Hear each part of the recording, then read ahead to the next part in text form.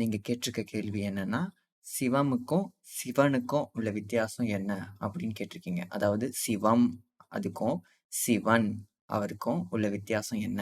அப்படின்னு கேட்டிருக்கீங்க. சிவனு அதாவது சிவனுன்றது ஒரு பர்சனை குறிக்கிறது, ஓகேங்களா?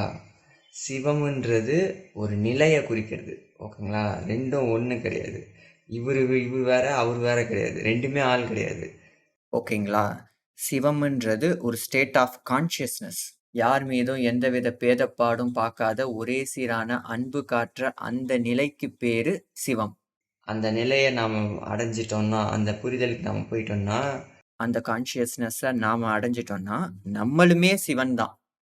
அது யாரா வேணா இருக்கலாம். அது எல்லாருக்கும் பொருந்தும். புரியுதுங்களா? இப்போ உங்களுக்கு சிவன்னா யார் ஞாபகம் வருது?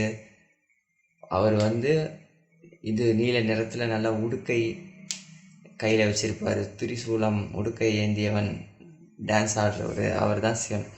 அது சிவன், அது ருத்திரர், ஓகேங்களா?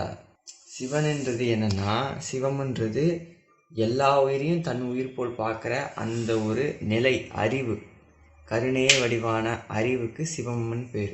அந்த கருணையே வடிவான அறிவை யார் வச்சிருக்காங்களோ அவனுக்கு சிவனுன்னு பேர். இப்போ அந்த அறிவை நீங்கள் பெற்று விட்டீர்கள் என்றால் நீங்களும் சிவன் ஆகிறீங்க, நீங்களும் சிவன், ஓகேங்களா? நீங்களும் சிவன் தான். ஸோ அந்த பதிவு பற்றி அது எப்படின்றத பற்றி சிவ தத்துவத்தில் பேசியிருப்போம். நான் அந்த லிங்க் அனுப்புகிறேன். அந்த டியூரேஷன்லேருந்து நீங்கள் பாருங்கள். நான் அந்த டியூரேஷன்லேருந்தே வச்சு நான் உங்களுக்கு அந்த லிங்க் அனுப்புகிறேன், நீங்கள் பாருங்கள்.